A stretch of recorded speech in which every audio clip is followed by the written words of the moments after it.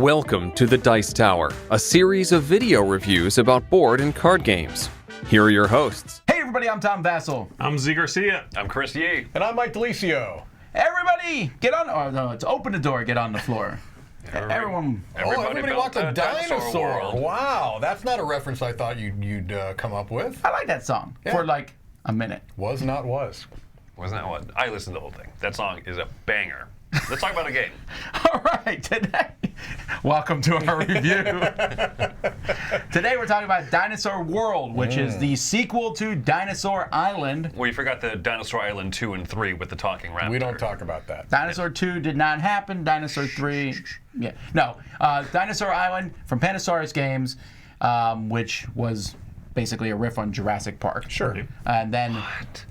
Got it. And then Dinosaur World, which is a riff on Jurassic World or Jurassic Park. Doesn't matter. If you've seen one, that's what the game is. Sure. It is not the same game, so it's a very different game. And in fact, I played both. You have two, I think. I have two, and I've played the original as well. Yeah, I've played both. I have not played the original. Z is not but I am one of the cool familiar with kids. it, I will say. I haven't played it. But I've read the rule book. I get it. I understand it. I just haven't gone through the motions of playing it, which is really, I mean, who cares? Right. I've read the rule book, so it's like I played You might it. as well have played it. Right? Well, speaking of like you played it, Mike shows how this one plays. You got it.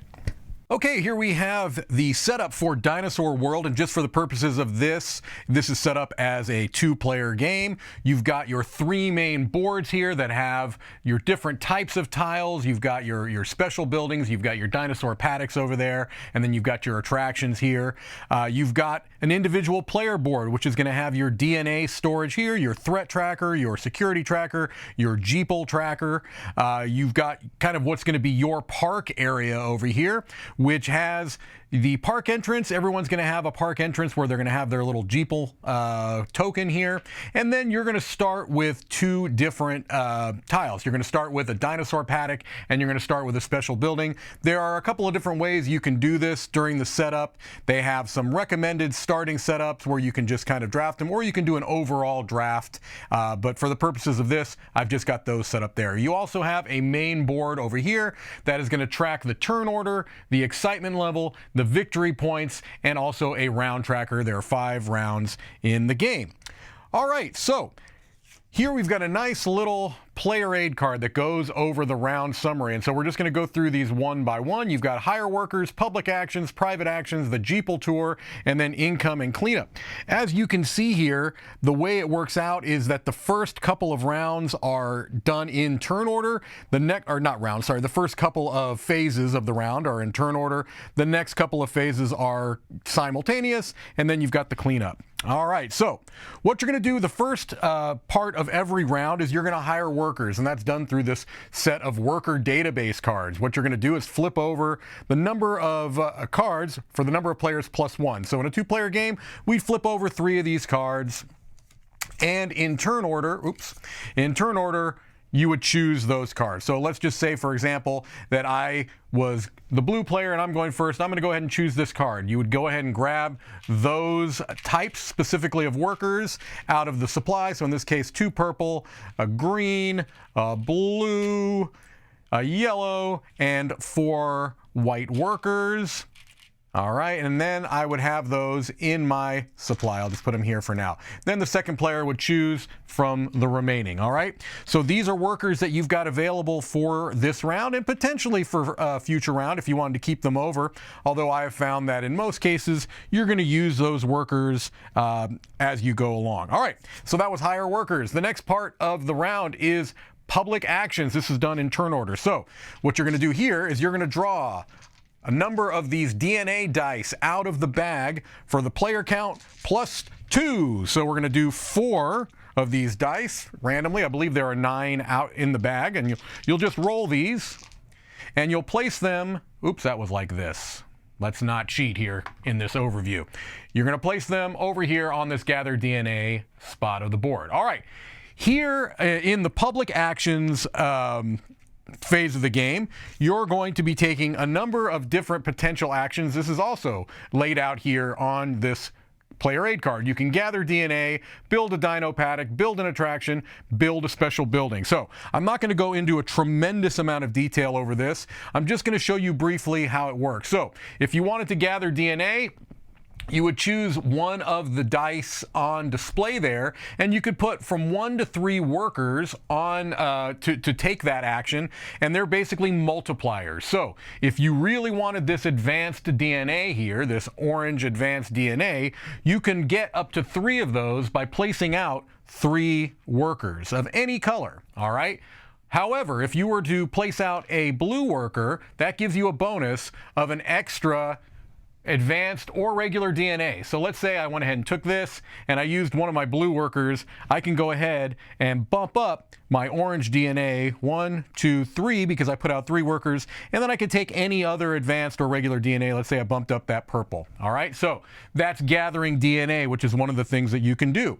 Another thing you can do is build a dino paddock, which is out here. All right, you've got 3 on display, and to do that, you are going to spend any 2 workers plus the coin cost, excuse me, or 1 green worker and the coin cost. So let's say I wanted to build this Tyrannosaurus Rex paddock. I could spend my 1 green worker and I would spend 3 coins. As the first player, I started with 8 coins, and I would go ahead and take this. Now, this gets placed into the park immediately. One important rule is that you cannot place dinosaur paddocks next to each other. They're gonna compete too much, or maybe they'll break out and fight each other. So I couldn't place this right here next to the Triceratops. I could place it here, I could place it here. Let's just say I went ahead and placed it there. All right, that would get refilled. All right, so that's building a dinosaur paddock.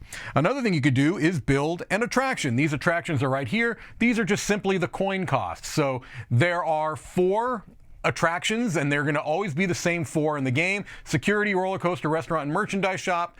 They are just multiples of the same one. You can only have 1 of each. You couldn't have 2 restaurants, for example, in your park. All right. Another thing you could do is build a special building, which is right over here. This is any 1 worker and the coin cost. So let's say, for example, I wanted to get this incubator and put it right there. I would spend 1 of my workers and 4 coins, and now I have that in my park. Now this gives me an immediate 1 point. That's the victory point symbol there. So if I went ahead and bought that one, I'd place it here, and I would get myself a victory point with this token that I had not yet put on the board. There we go. Hey, I got a point. All right. So that's the public actions. You can purchase different tiles, get them into your park, gather DNA that you're going to continue to hopefully use to build dinosaurs. Now, you could, if you wanted to, spend all of your workers during the public actions, but if you did that, you're not going to have any for your private actions and nor for your Jeeple tour, and sometimes you do need workers for that. So those are the public actions. The private actions are on the reverse side of this card. You can just flip this over, and these can all be done simultaneously. You can refine DNA, you can make dinosaurs, you can improve your Jeeple garage, your security, and you can get some funding, all right? All of these are right here on your player board. Everyone has their own park board, maybe it's called. I don't remember the exact name, but I'll call it the park board, all right? And they have worker spots here. They all have from 1 to 3 spots that you can place different workers in. So the DNA refinement simply just has a little recipe. This is a way to turn basic DNA into advanced DNA, or to split advanced DNA into basic DNA in case you need specific variations to build your dinosaurs. Here at the funding, you can put any worker. The first one will give you 3, then 2, then 1. However, if you put a green worker there, it gives you a bonus. The security is one of the ways to improve the security in your park. Any workers here will bump up your security level for a cost, and if you use a yellow worker, it is a coin cheaper. Basically, they've got a threshold here, 1, 2, 3, and 4, and the cost to move to the next spot is whatever threshold you're in. So to move from here to here would be 1 coin, but to move from here to here would be 2. All right, and then it would continue to be 2, 2, and then 3. All right, the Jeeple Garage is a way to move up your Jeeple track here. Any worker you can move up. It works the same way as the security, except that a purple worker gives you the discount here. And why are you going to do this? You're going to do this for a number of reasons, but mainly it's going to be to get bonuses and to give you more of these movement arrows. So if I bumped it up here, now instead of the 2 arrows I started with, I would have 3 arrows that I could use to go on my Jeeple tour, which I'll talk about in just a moment. Making dinosaurs is something that you're going to want to be doing. It's a huge part of the game, obviously. Right now I have 2 different dinosaur paddocks here. The cost to make a particular dinosaur is as follows. You look up at the top and that gives you the base formula for that dinosaur.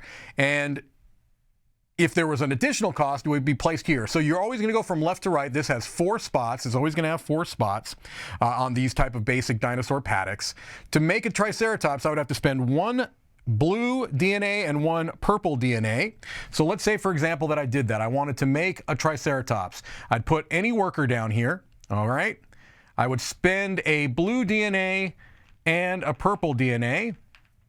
And now I can put a Triceratops out here. What this is going to tell me is that immediately I'm going to gain, because that's what that little lightning bolt means, I'm going to gain 1 threat and 1 point. All right? So I go ahead and I put my Triceratops there. I move up the threat meter, actually right here, sorry, on my board, and I would get another point. All right, the same thing works for the Tyrannosaurus Rex, except this one is a little bit more expensive. This is 1 red, 1 yellow, 1 teal, and 1 purple. But if I wanted to make a Tyrannosaurus Rex, as long as I had a worker to do so, I could go ahead and place that there. 1 yellow, 1 red, 1 teal, and 1 purple. And now I've got a Tyrannosaurus Rex that I'm going to put here. I'm immediately going to gain 3 threat and 6 points.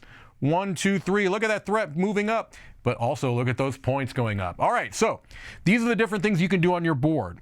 After that, you take your Jeeple tour. You start in your park entrance here, and you're going to move around and potentially activate tiles for a number of different things. They're usually going to give you excitement. All right, so let's say, for example, I'm taking my tour.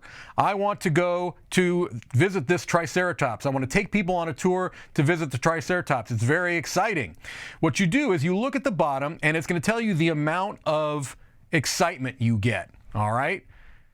You're exciting the people because they want to come see the Triceratops. And this is something that is progressive. So the first Triceratops you put out there is going to give the people 2 excitement. If there were 2 there, it would be 4. If there were 3, it would be 5, and 4, it would be 6. However, it gets less exciting as it goes on. People hear about the Triceratops. They know they're cool, but it's not the new and exciting thing. So every time that you activate a tile, you have to put a boredom meter on there, and it's going to make it 1, or, well, every time you go, it'll be more. It'll be less exciting. So in this case, if they went there again, it would only be 1 excitement because it's 2 minus 1. The other thing you have to do is you have to roll threat dice, depending on the type of dinosaur. And so you have 3 different types of threat dice here, a green, a purple, and a red, and they have different symbols on them. The red are more dangerous, all right? The green are a little bit less dangerous, but you do have to roll that. So I roll it. Hey, nobody died. That's fantastic. If I had rolled that, that would show that 1 person died. Okay, maybe they got too close to the Triceratops, and you would take one of these death markers here to keep track of that, because at the end of the game you're going to lose some points potentially for having too many of those. All right, so you go around the park, you are activating different tiles potentially. This one you'd need a green worker to activate it, so maybe I couldn't. Maybe I would go down here, to the, should have put that there, to go visit the Tyrannosaurus Rex. That's going to give me 2 more excitement. I should have given myself the excitement here. So there's 2 excitement for going here, and then another 2 excitement for going here. So we got 4 excitement, but I've got to roll the red die. Hey, 2 more people died. No, the Tyrannosaurus Rex are so much more dangerous, right? So I go ahead and take those death markers over there, and so on and so on. You can move your Jeeple as far as you've got the movement arrows for. You can improve that to get more of those arrows as the game goes on, and also gaining new basically bonuses, maybe I had moved up there and I chose this other bonus, which gives me 1 free worker of my type at the beginning of every round. All right. So once you've taken your Jeeple tour, then you're going to do the incoming cleanup steps. All right. You are going to basically reset your Jeeple, put it back to the park entrance, and you're going to gain income based on your excitement level. The more exciting, the more money you get. So in this case, I would get 4 coins for that excitement level, and then that would reset back down to 0. It always is going to reset at the end of every round. You're going to evaluate your threat. So in this case, if I hadn't boosted up my security, I'm in a bad shape because my threat is 1, 2, 3 above where I'm at. I would get 3 death for that. All right. So you have to make sure that you are keeping your park secure. Then you would clean up the central islands. You would basically take the dice off, getting them ready for the next round. These buildings, as they get taken, are going to be refilled, but at the end of the round, you're also going to be discarding them so they don't stay static throughout the game, and continue to do this through 5 rounds. At the end of the 3rd round, one thing is going to change, and that is that your park entrance is going to flip over to the welcome center, and now you're going to have to move this 3 spaces away from where you began. Right now you couldn't do it because there's not enough tiles out here, but by the end of round 3 there would be, and you move it somewhere else. It basically is going to allow you to not be penalized for having things too close to your original starting space here. You go through your 5 rounds and you total up your points. At the end of the game, you're going to get 1 victory point for every 5 gold you have, and then you're going to evaluate the number of deaths. So the player that has the fewest of the deaths is going to discard all of them. Let's say, for example, the fewest were 6. Everyone would discard the 6, and then you'd count what you have left over, and you're going to lose points based upon this little chart here. So you don't want to be too far ahead of the lowest player when it comes to the number of death tokens. All right, well, that is Dinosaur World in a nutshell. Let's head over and let you know what we think. Okay, so the component-wise, was there anything that we're putting the game back together, and I usually like to put it in little containers. Yeah. And we can't. Right. Because this box is full to the gills. Yeah, we should also mention that this is the retail version of the game that we showed off during the overview. That's the one that we've all played. Which surprised me because it's really good. Like the components, the dinosaur meeples and everything like that. It looks like what I would have expected a deluxe version to look like, or like a Kickstarter version to look like. Yeah, it's a good point. And since we have played it here with the retail version, I backed it, and so I have the Kickstarter version at home. And the main differences really are metal coins. Okay. And the dinosaur meeples are still plastic and colored, but they're screen printed with the specific one. So throw ours away. Yeah. No, but the point is valid that the retail version is pretty close. Well, the original one was also very similar, right? It was very pink. Yes. Yeah, but the dinosaurs were plastic, little outlines of a dinosaur, and the dice were almost the same. I mean, yeah, the dice are great. I like those chunky, translucent dice. I like the dice. Good. I like most of the components. The only one I don't like are those little boredom tokens. Yes. They're just so small. They're tiny. They look like something you should punch out and throw away. They're that small. Right. Those are punch-outs, aren't they? Yeah, they're punch-outs. That would be, I didn't unbox, but oh my gosh, that would be obnoxious to have, this little, boop, next one, boop. It's a little bit of a process, but, and I agree with you, that's probably my least favorite component of the game. I understand why it's there mechanically, but there probably could have been a better solution. Oh, like I said, I would have just gotten a pile of black cubes and just put one on there every time your boredom goes up, because you usually don't let boredom go to 3 or 4 that much anyway in the game. No, right. So put a couple cubes on and you're done. You could get to the point where you're actually spending excitement to trigger a tile. So I agree with you. You're not going to let it get that high. Yeah. So anyway, but other than that, I think the game looks gorgeous, and we should mention it does need a half a football field to set up. We played a 3-player game live. You can look at it. It took the whole table up. You guys played a 2-player game the other day. And it took the whole table. Yeah, it's a table hog, as was Dinosaur Island, to be fair. Yeah. Part of that, I think it's a double-edged sword for me, because I like the usability benefits that you get from some of these things. It was even more pronounced in Dinosaur Island, where every phase had its own board. That set it on the board, right? Correct. It's like phase 1. Yes. Phase 2 on your own board. It says phase 3 or 4 or whatever. Right. Yeah, And I do like the idea of that. Right. Yeah. But the trade-off is it's a table hog. It's a massive table hog. And in Dinosaur World, the trade-off is not as stark because it's not exactly the same where each phase has its own board. You have the central stuff, and then you Right. have your player board. And I Right. like the division of it. I feel like the spread is still larger than it should be, because you don't have to have a board this big to stack 4 tiles on. I don't know. It's true. They could have also made the hexes smaller. I think I'm happy with the hex size because the text on there doesn't look too tiny as a result. You have to place your workers on some of them. I just want some You have to obscure put the symbols that I don't dinosaurs. like. You have to put the dinosaurs on them. there. So I'm with and Chris. the little. I'm gonna go ahead and call it a jeeple. A little The jeeple. Jeeple. Yeah, let's That's to drive all through. in Done with this on the Jeeple terminology. All in. I hate that. But anyway. It's a Jeep meeple. It's a jeeple. Yeah, well, there's so much. It's also just a Jeep. I don't call them. Okay. I don't have to call everything wood and put Eeplet. You're not one of the Jeeple people, Tom? I'm not You gonna, don't like playing with cube pulls? Anyhow. I'm not going to call it a Jeeple. It's a Range Rover Eeple. Wow. All right. Okay, I'm So- glad you. All right, he's sponsored over here. Yeah, Okay. yeah. So, one thing I really do like about the game, I think the theme integration is pretty strong. We often laugh about a lot of Euro games because the theme doesn't really matter at the end of the day. I really think it works here. You have actual dinosaurs. Well, not actual, but I mean, That's a Kickstarter. You played the Super Deluxe edition. Yeah, that's an extra play. Wow. no, but you have dinosaurs and they're dangerous. Mm-hmm. The Jeep drives through the park on Jeeple, different yes. paths. Mm-hmm. There's casinos that give you money. Right. No, I agree with you. I think the thematic integration is really good. It's really solid. It makes intuitive sense that you're taking people on this tour around your park, and they're going to get less excited. It's like, we've already seen the Tyrannosauruses, so that a little bit less exciting. It makes a little I bit. still of don't believe that sense. would ever happen, but all right. This is true. Also, I feel like the danger level was ramped up in this one compared to. Well, right. That's what Dinosaur I want. I want to see people get eaten in my park, or else it's not Jurassic Park. I want to see people get eaten in my park. Tom Vassell. Yes. Okay. Well, no, but It's well, true. I get it.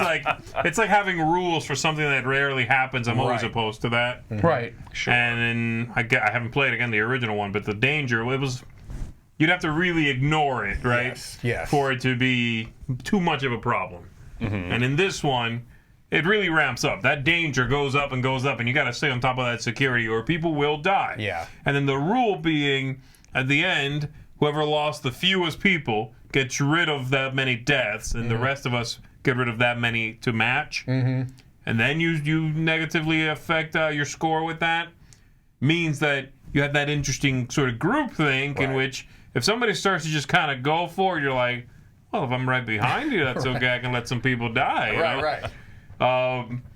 That does mean the group, it's a little bit group dependent that way. If everyone's being safe, then you've got to stay on top of it. You don't want to be the lead horse. But, yeah, you can then just lean into that theme, right? So what did you think about the mechanisms of the game? So you have these choices, and we're going around the table making choices. You get a bunch of these little dudes at the beginning of the game that are various colors. At the beginning of the round, I'm sorry. You use them over the course of the round for various actions that you can take. This is somewhat like other games, but also feels a little different than the other ones. But what did you think about that? I like it. I think it's a nice little level of decision making because it's something else you're managing, and one of the things that I found that I would do oftentimes, and I know you did this because you mentioned it while we were playing, is you have some type of a goal you're looking for that round. It's like, okay, I know I want to get a large carnivore in my park, which is going to raise my threat. Therefore, I probably need to try to get the most yellow workers I can because those give me the more security, right? They allow me to trigger tiles that affect security. Or if I need money this round, I'm going to be looking towards the green workers. Purple workers if I want to get more movement for my Jeep. So I just like that level of, that little layer on top of the regular decision making. I mean, they are a package deal, the characters you get. Since that card gets flipped and you sort of get what you get, if you need green guys, if only one of them has green characters, that's what you get. Yep. The rest of the characters might not plug in exactly the way you need them to. You can put in someone that's the wrong color. You just don't get a benefit, right? I overall find that structure of the turn a little, I don't know if procedural is the right word, sort of long-winded, I guess, is the best way for me to put it. Where you have to like draft a card, and the stuff on that card affects me like 5 minutes from now, which I know sounds like, oh, come on, that's not a big deal, but I just sort of have to be not thinking about what I'm doing now. I'm always thinking about what I'm doing later, and I guess I lose immediacy with that. So I take the card that gives me people. Then I draft dice. Then I build the thing. Then I get the people. Then I buy the dino. Then I drive the Jeep. It's very staccato, and I don't like that cadence, I guess, in a game. And the first one's the same thing. It absolutely I is. remember even reading the rule book, I'm like, Phase 1, only concern yourself with this stuff. Phase 2, just this completely unrelated new thing. But your pool of resource, your pool of workers dwindles, so you have to save stuff for do, Phase right. 3. You got to Right. save things for Phase 4, yeah. Yeah, so that's, at the end of the day, that's my biggest sort of negative against the game. And it's fully a taste thing. Sure, yeah. I 'cause don't I'm- like that style of sort of forward planning where you're making me pick something now that later on my sort of situation might have changed. And now I've got these 2 green dudes. I'm like, well, yeah, I need them. Or whatever. And then you're right. I think it is just a tasting because I'm on the exact opposite end of that spectrum. That's one of my favorite aspects of not Right. only this but of also of Dinosaur Island is. Right. And it's interesting because I'm more of a strategic player. I don't usually like long-term planning. Wow, you heard this? No, He said- I'm agreeing. If I'm understanding him correctly, he mean said, tactical. "You dumb, meant- me smart." Yeah, that's what I heard. I'm not usually I don't usually like having to make forward-thinking decisions. I like to deal with what I've got right now. Right. But for this one, I feel like it's a nice balance of two. There is a little bit of strategic, but there's still some tactical elements. And I really just kind of like that idea of, all right, in this round we are doing things in turn order, right? And you almost have to because you're drafting things. Right. And then you could do things simultaneously where I don't need to worry, we're doing our own stuff and then we're doing something. I understand the procedural element of it, but I don't know if it works for me in this game. It just does. Go ahead. Oh, I was going to say, I like it too. And one of the things that I noticed myself doing is during Phase 1, okay, we're going to put workers into this area in turn order, but I'm sitting here, not on my turn, preloading the dudes where I'm going to do it. You have to, right? Yeah, I have to, otherwise I will overspend earlier on or whatever. And I think that makes it, for me, a little bit smoother rather than staccato. I really like the game a lot. My one ding would be, I do that too. I put out everything. And you get there, and sometimes near the end, I'm like, oh man, I forgot to save a guy for this. Yeah. Okay, well, I'm going to move this guy from here to here. That's great. There's not a ton of mitigation. So let's say I desperately need a blue guy to run one of my people. Yeah. There's no, I'm going to pass, or I'm going to pay 3, some expensive way to get what I want. Right. There are expensive Absolutely. ways to mess with the DNA. Yeah. Moving DNA around. right. There's not expensive ways to get a guy, and I almost wish that was kind of there. Like, oh, can I just buy a blue guy? Sure. Charge me $5? There's Be really expensive. There's one spot that says spend a green person or 2 of any anybody, meeple. sure. And I kind of wish that was like a standing rule, right? Because on the tiles that you activate during the Jeep phase, sometimes it says you need a yellow person right here. This tile I also want to activate requires a yellow one. Right. No yellow came out on cards this round, and it's the last round of the game. That's less than exciting for me. Right, Sure, right, yeah. sure. Yeah, that's a good point. It would be nice to have that ability to mitigate that somewhat. Now, we have not mentioned a lot about this versus Dinosaur Island because I don't want this to be a complete comparison. And maybe in the future that will happen. There's also Dinogenics out there. But this definitely feels, I think it's more thematic than Dinosaur Island. Dinogenics was even more thematic than Dinosaur Island, but this, like we said, there's more death. It feels there's more danger present. Peril. In both of Feels those other cinematic, right? Sure. in both those other games, I could easily keep my park safe. Right. You can keep your park safe in Jurassic World, but then you also are your park is safe. Or in You know, Dinosaur it's World. Dinosaur World. That's what I'm saying. Did I say Jurassic World? You did. Jeeple. Anyhow, I think that this game feels like a next step to those games. And anyway, well, I'll mention it in final thoughts, which we'll throw to Chris. Okay. Overall, like I said, for me, the things that I like, there are plenty. There's a lot. The theme of all the dinosaur stuff, of all the dinosaur games, this is my favorite one, the dinosaur park stuff. And I think the issues I have with it keep it from being like a great game, but I think it's really good. I think it's a lot of fun. I like the steps. I like moving around, activating tiles and stuff. I wish that the last round of the game felt bigger, perhaps, and some mitigation with the cards. So for that reason, I like it a lot, but I'm giving it a 7.5. I think that's a very fair score. Really enjoyable. Wow. I better come in with a 7.5 then. That's fair. I'm changing my score. I gave this game a 9. Totally unfair, but It's not a fair score. Yeah. Right. I'm giving it a 7. I like it, I guess, slightly less than you do. I still would consider that a fair score. It's going to haunt. I find it to be a table hog, a thinky game, a procedural game. It's one that's fun, and it's one that if I want to get into a game with that theme, which I don't often find myself wanting to do that, to be fair, but if I do, this, I think, is my choice also, okay? I just find it to be a game in which I'm ignoring the people at the table quite a bit. I'm ignoring a large part of my park quite a bit. It's a game in which when I'm done, I look at what I've done and I go, I poked and used about 30% of this stuff. You know what I mean? Those are the things I focused on. I bought all this junk, I did all this thing, but that place has 1 dino, could have had 4, and this DNA is sitting here, and whatever, you know what I mean? I ignored those tiles in the market because they were too far away. I couldn't read them. Like that last time I played, I went through the same path the last 3 rounds or whatever. I just ignored everything else. I was like, that's the sensical path. I'm going to just do that. The only time you do have to change that up is, yes, the meeple didn't come up on the card. So I can't go there. But anyway, a 7. I think it's a robust game. I think if you are into the dinosaur theme, if you like the original one, I think you'll like this. I don't know if you need both, but that's ultimately, I guess you have to decide that. But it is a well-made package. So 7. I really like this game. I originally rated Dinosaur Island 9. It's slipped. It's since slipped a bit, like down to an 8. I still like it a lot, but the huge table presence, it's just a lot to set up and everything. And that is also a little bit of a knock on this one to some degree. But even still, I'm giving it an 8.5. Part of it is because you said you don't care about the theme. I love dinosaur theme. It's one of my favorite themes. I don't think it's done in enough games. That's true. And I'd rather play a game that's strongly thematic than, let's say, a generic one. Yes. I like this game allows you to, every time I play it, I can feel like I can play differently. I can do T-Rexes or other Spinosauruses, or I can just do more docile stuff and focus on gambling, or just try to get a lot of different dinosaurs out there, if at all possible. I like the thematicness nature of the tiles. There's a Triceratops ring toss. I'm amused by that sort of thing. And this is pre-expansions. This is with nothing else. And that stuff will let me explore more. But even if that stuff didn't exist, I like this one the best of the 3 big dinosaur games, which is Dinosaur Island, Dinogenics, and this.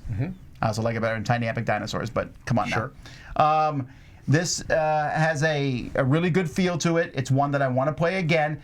It's just that I will pause briefly because I'll say, do we have time to set it up? There's a lot going on, but if we do, I think it's fantastic. Love it. Okay. I'm right with you in the score. I'm coming in with an 8.5 as well, which is remarkably unfair. That's a fair score. It's remarkably unfair. We share a lot of the same ideas, so I'm not going to repeat as much if I can help it. But my big thing is that I really feel like this has a great ratio of ease to teach and learn to decision making, and that's one of my favorite things I look for in a game. Is that this is not one I dread teaching at all. For the level of gameplay you get out of it, I feel like it takes me longer to set it up than it does to explain it. Sure. And I like that in games of this weight. It's solidly a medium weight game that I don't dread teaching, and I feel like it does well if you've played it before, and if you're a new player, it's not going to be an outrageous advantage you have. So I'm with you in that I had Dinosaur Island in my top 100. It's still a game that I enjoy, but this is one I prefer. And so this is going to be the go-to dinosaur game for me as well. Also, if you've played Dinosaur Island, learning this one is so easy, despite the fact that they are definitely different and distinct games, but a lot of the shorthand is there. They share a lot of the same DNA, Chris. You could say that. On that note, we're going to end this. Me and Z need to go somewhere where there's good humor. Until next time, I'm Tom Vassell. I'm Z Garcia. I'm Chris Yee. I'm Mike Delicio. And it's a Jeep. Pull.